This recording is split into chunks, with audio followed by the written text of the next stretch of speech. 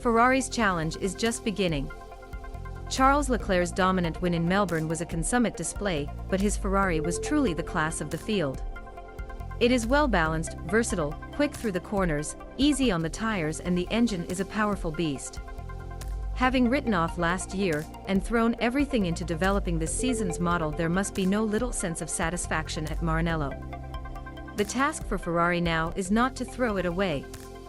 The challenge for the engineers this season is going to be a fierce development war, as with the new regulations there will be gains to be found all season, and the team that finds them quickest will have the whip hand. Ferrari have been here before in 2017 and 2018, when their car opened as the quickest on the grid, but was outpaced by Mercedes' advances as the season went on, a setback compounded by team and driver errors. If they are to take the title, the team have to be firing at maximum capacity on every level in a pressure cooker environment, a fascinating prospect. Leclerc confirms his credentials. Leclerc was almost flawless at the front of the field, sealing a grand slam at Albert Park. He is a joy to watch. The 24-year-old enjoys such a light pleasure in driving to the extent of being able to joke with his team over the radio. It is infectious. There is also a natural ease to his S that has always been present, but only now is being given full rein. His win in Bahrain showed both S and mettle as he faced down Max Verstappen, as did his second place in Saudi Arabia. In Australia, what was clear was how controlled he can be when the car is on form. Errors in recent years have done him a disservice, often being caused because he was forced to push so hard with underperforming and poorly handling machinery. This time he has what he needs under him, and is a man inspired, comfortable in his confidence and execution. Lewis Hamilton exhibited the same trait when Mercedes gave him their all-conquering ride of recent years. Albon drives his Williams with aplomb. Alexander Albon's Williams, in contrast, is off the pace and no easy drive to handle. Albon, in his first year with the team, has come to grips with it with aplomb. At Albert Park he delivered a remarkable performance to wrestle it into 10th place and gain the team's first point of the season. Having been disqualified from qualifying when Williams were unable to supply a fuel sample, Albon started at the very back.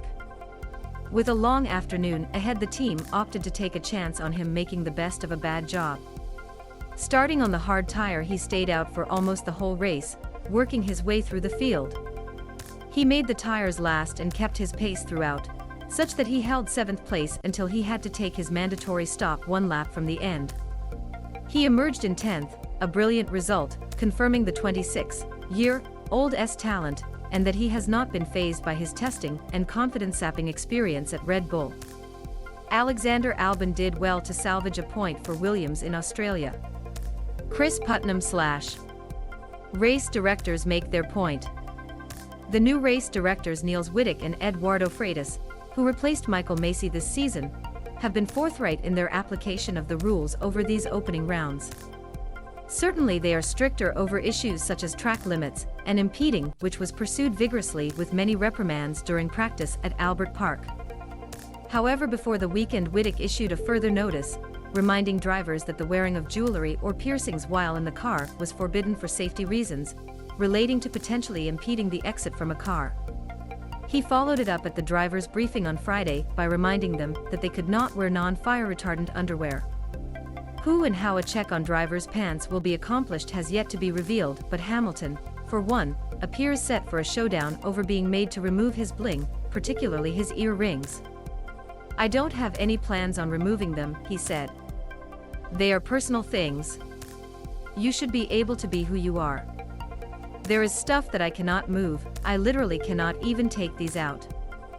These ones on my right ear are welded in, so I would have to get it chopped off. They will be staying. Red Bull need wings." Verstappen was scathing in his assessment of his second DFN in 3 races, that it will be impossible to fight for the title if his car cannot finish a race.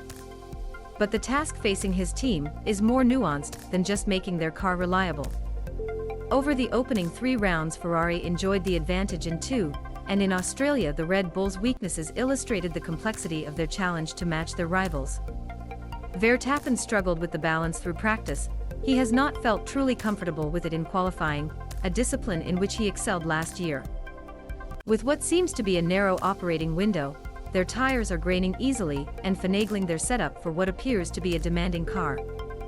It is proving tricky and hard to nail down, especially where compromise is required in order to maximize its performance through tight corners such as in the final sector at Albert Park.